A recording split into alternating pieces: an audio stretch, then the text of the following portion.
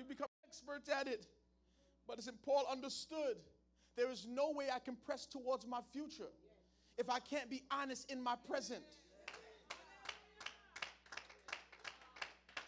Because if you're not honest here, your future will be a lie too. Wait, I can't get no help in here.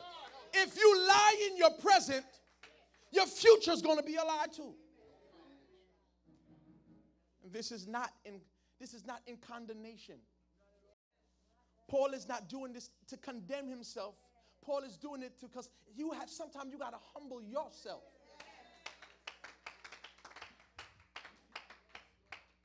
You got to do it. Because I realize if you are unwilling, how would you hear the truth if you're willing to lie to yourself? How will we accept truth if you're willing to lie to yourself? How do you heal if you're injecting yourself with the poison? How do you heal if you injecting yourself with poison? Who stops a snake from biting themselves?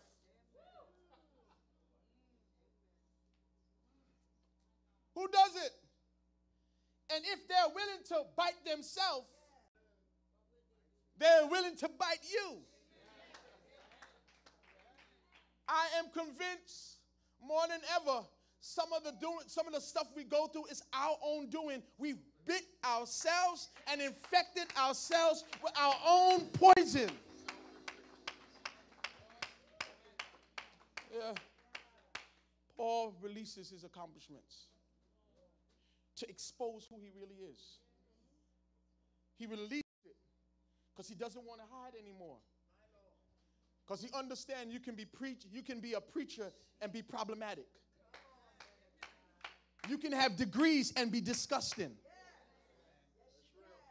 You can have money and have full of mischief. You can.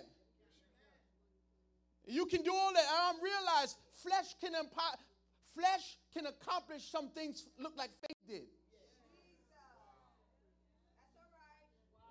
Flesh can accomplish things that it looks like faith did. If you're gifted enough, talented enough, it can look like you did it in faith, but it was really all flesh.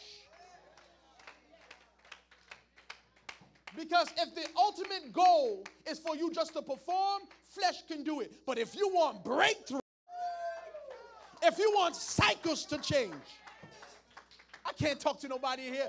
If you want cycles to change, you need anointing.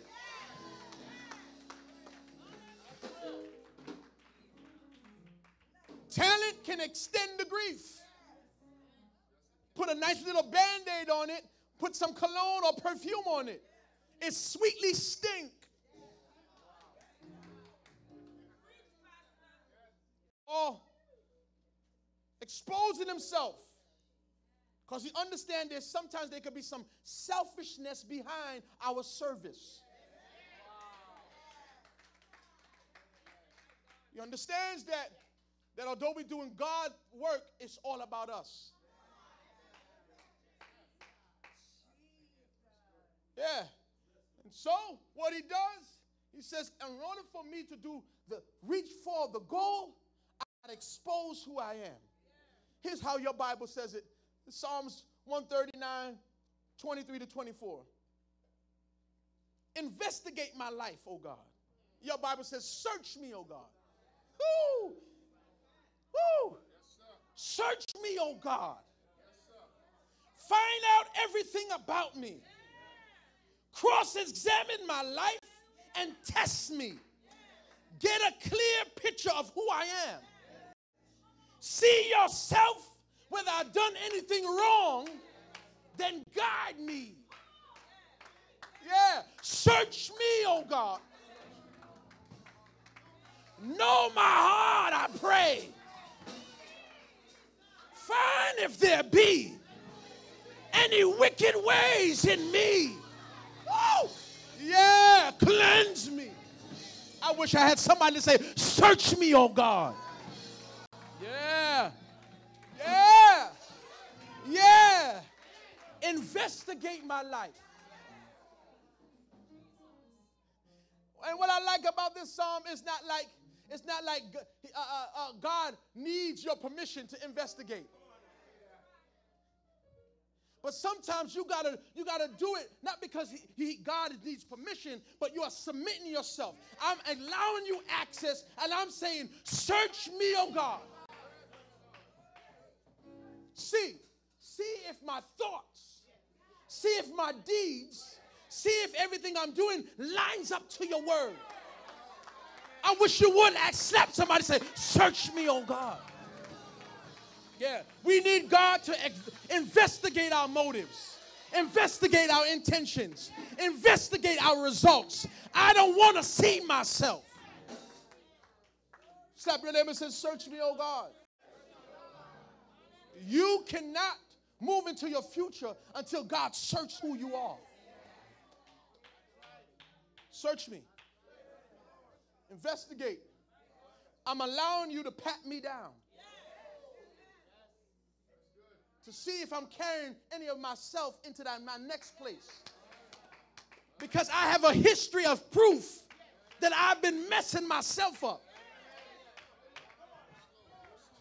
I can look back and I realize my memory is full of my mess ups. And because I don't want to go over there, search me now. See if there be any wicked way in me. Yeah. I can't. Paul is mature. Because it takes maturity to tell the Lord, search you. Because you got to be able to handle what he says back.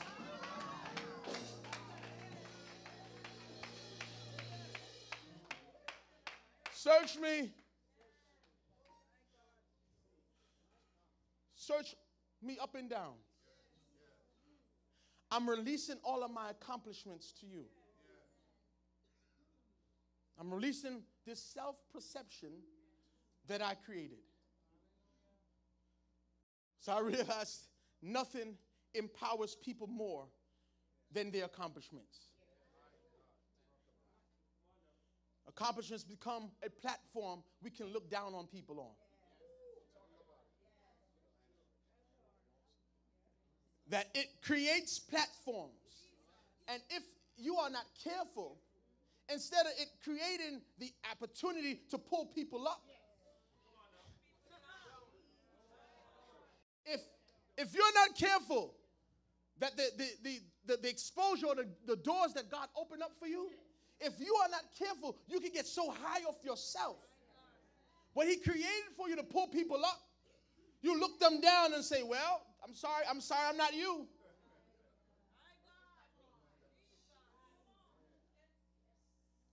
And after we promise God, if you give me this, I will do it. And let me tell you how God is a good God. Sometimes he does it. And knowing that you're going to do that, and he looks at you, you say, I told you.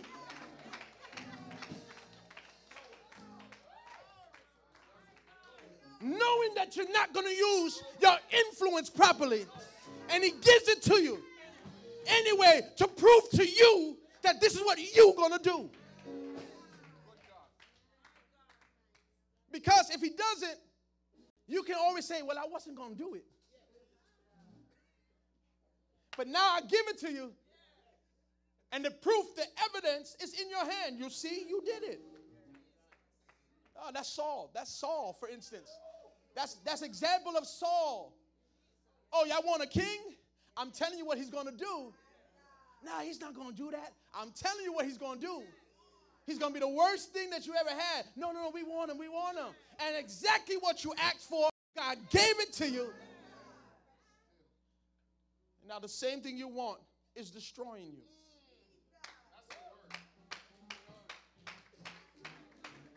I got my time. He moves past that. He moves past the old, says, God, search me. He does another thing and I'm done.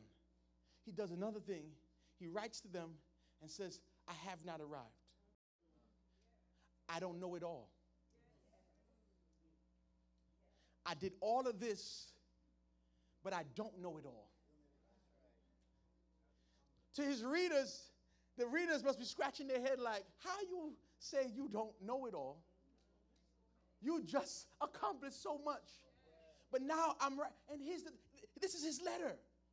And he wasn't ashamed of it. He's writing and says, listen, I have not even scratched the surface of all the opportunities that God has in front of me. I just don't know. The level of humility and vulnerability that I'm exposing, I don't know. Ooh, that's one of the toughest things sometimes leaders to admit, that they don't know everything. I don't know everything. Say it to yourself, I don't know everything. Now, it's easy for you to say it to yourself. But when situations come around, we pretend like we know everything.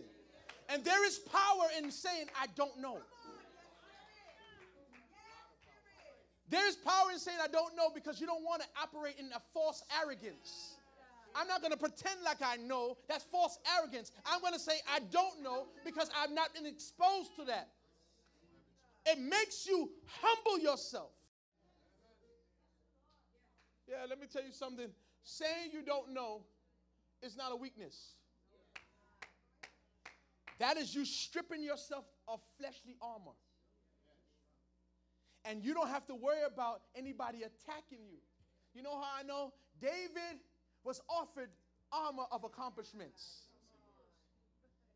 Saul said, you're vulnerable. You can't go out there. You got to go out there and pretend or look like you know how to fight. I need you to dress up and look like you know how to fight. Because if you look like you know how to fight, then you're just looking like that for the field. All of us pretend like we know how to fight.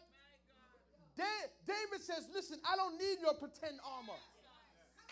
I'd rather strip myself down. And I'm not worried if I'm going to get hit with any attack. Because I'm not going to be shot at. Let me just make it, because I'm still speaking metaphorically. You don't have to pretend. You can take off that false stuff. Nobody can attack you. Because some of you are protecting yourself, so your armor of fakeness is your protection. You need to pretend like you got it all together, because you don't.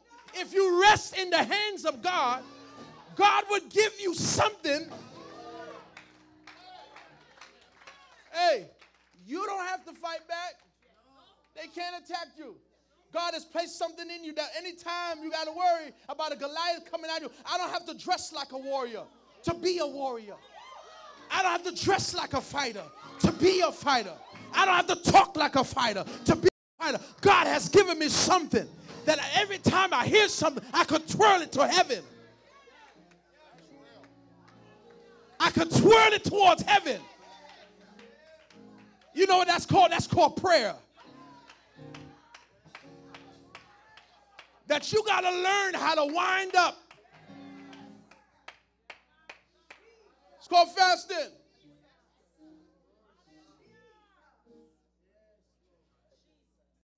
It's talking about cleansing yourself for the mission ahead.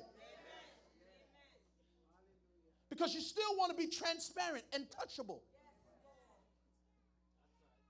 Because it's so easy to pretend. So easy to be something we're not. And the longer you trust your armor, you don't trust God. Paul strips himself. He strips himself of the armor of accomplishments. And he didn't mind if somebody wrote back, you don't know anything? I'm smarter than you. I know more than you. No, it didn't do that. what it did was open him up and built you. When I read that, I was built because I realized you don't have to have it all together. We all are still students. We all are still students. And one of the best things you can do to lift somebody is show them that you're vulnerable. Show them that you can bleed. Show them that you can get cut. Show them that you can be real, Minister Paul. Show them that you can still be touched. Because we all are humans pressing towards this. And the moment we pretend like we are there, we're never going to get there. The moment you act like you arrived, you're late. The moment you act like you arrived at destiny, you'll be late for it. He says in his now, I'm done. For the next few weeks, we're going to be going through. This is the reflection and release. For every move or step towards or progression towards your possibilities, you have to reflect and release. Reflect on what you have and be able to release it. Then he teaches us that we got to forget. He teaches us that we got to forget, but you first got to release your now to forget your past. Then after you do that, then you can reach. Release, reflect. Then you can let go of your past. But he wants to speak to the present. We all. Before you move into any new year. This is why we have these 21 days of fasting. It's about getting ourselves under control. That's what it is. We want to empty ourselves full. I'm emptying myself full. That's what makes us full with God, when we're willing to empty ourselves of everything. Because now it gives God space to fill up the space our flesh just vacated. Empty yourself full. More than anything, you can't look ahead. You got to be honest who you are right now. Got to. You got to be able to look yourself in the mirror and not these carnival mirrors. Not what people think about you. Not people's opinions. I'm talking about you talk to you. Because people's opinions sometimes can be a mirror. And say, how am I acting? You're fine. You look good. No, you're not fine. You're not fine. You're not fine. You're not good. You're not. And even if you are good, you can tell them, yeah, you are good, but you know there's more in you. There's so much more. But I believe we all talk to ourselves, really. We all, every last person in here talks to themselves. You get down at your bed. Or if you're in the bathroom, I'm exposing myself. While you sit there, stand there, you are telling yourself the truth. Am I doing everything God tells me to do? Am I? Lord, am I living up to the standard that you want? Am I pursuing your will? Or is this me? Because I can't trust him go any further without him. This thing, you need God. If you are not dedicated and put your life before God, you'll be swallowed up. I don't know about anybody else.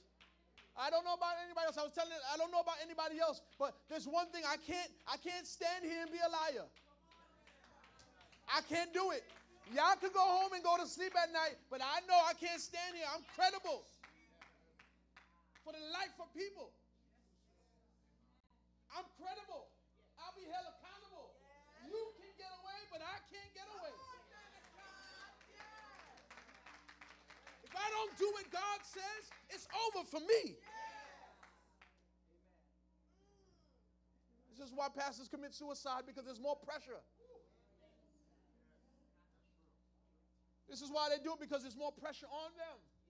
You live your life and go home. I go home and God says you could do better than that.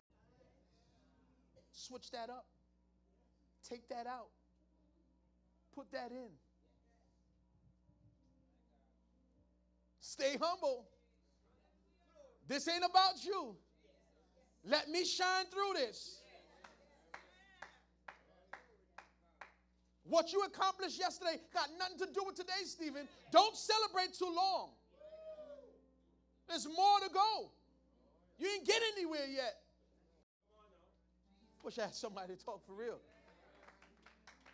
Yeah, am I doing what God says? That's what I ask. Am I doing what God says? Am I doing what He says?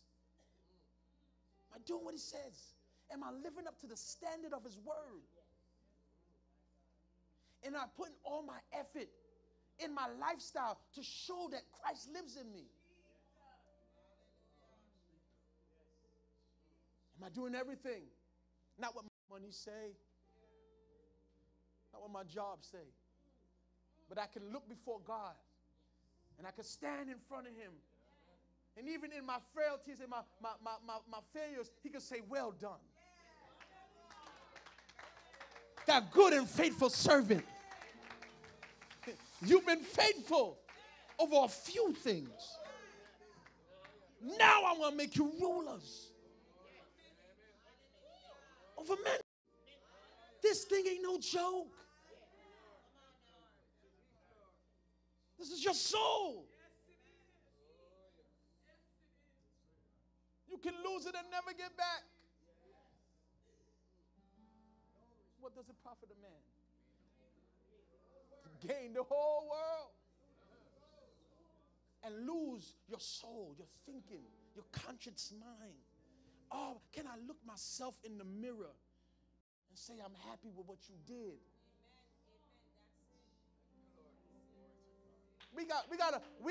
We have to stop getting away from being honest with ourselves. Not in our emotions of the moment of proving that you're right. You got to be able to look yourself. Am I doing my best job to everything that God has blessed me with to push Him, not myself?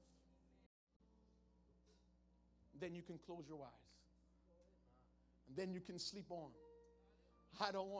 It's morbid to think about death. And I'm just letting you into my closet. Time is ticking in my head. I don't know why. Time is ticking in my head, and I'm pressured. I'm pressured by destiny. I'm pressured by it. I'm pressured by it. That I make sure I do everything I can. So that when my eyes close, they can say He did everything He can.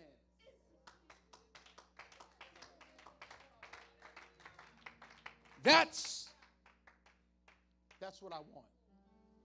That's the legacy that you want to live behind. That I made the place better. Not because of me, but because of God. You're not too early to start thinking about it. It's not too early to start thinking about. There's a lot more to go. I say I'd rather stay a day. I'd rather have a day in my destiny than die in mediocrity. I'd rather have one day. If I walk in my destiny and die, I'd rather have one day than live on the outskirts of what I could be. I'd rather one. And that's what you got to want. Want it with all your heart. I don't care about the giants. I don't care about the obstacles. I don't care what lays over. I see a land ahead of me that I got to get to. Stand everywhere. Stand everywhere. Stand everywhere.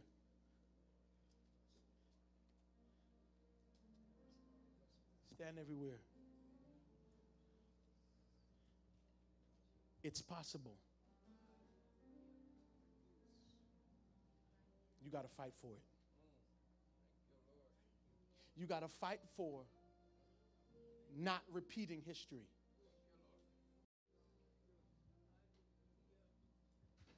I don't want to preach next week's message, but that's what it is. God wants you to recreate new memories. Push old ones out by creating something new.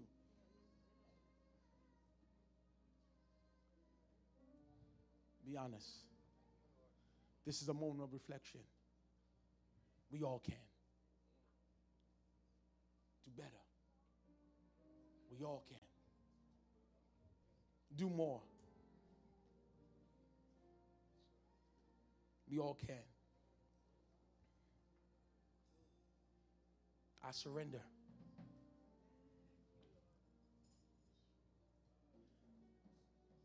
Here's my worship. That song. Here's my worship. You, Lord, you are worthy. No one can worship you for me. For all you have done for me. And no one can worship you for me. Let's do that one more time. You are Lord. You, Lord. You, Lord. You are worthy. No one. And no one can worship you for me. And no one can worship you for me. Yeah. Of all the things you've done for me. Come on. All the things you've done for me. And no one can worship. And no one can worship you for me. So here's my worship. Here's my worship. All of my worship. All of my worship. Come on, receive. Receive my worship. That's all you have to say. All of my worship. Come on. Here's my worship. Here's my worship. Here's my worship. All of my worship. Come on. Receive my worship. My worship.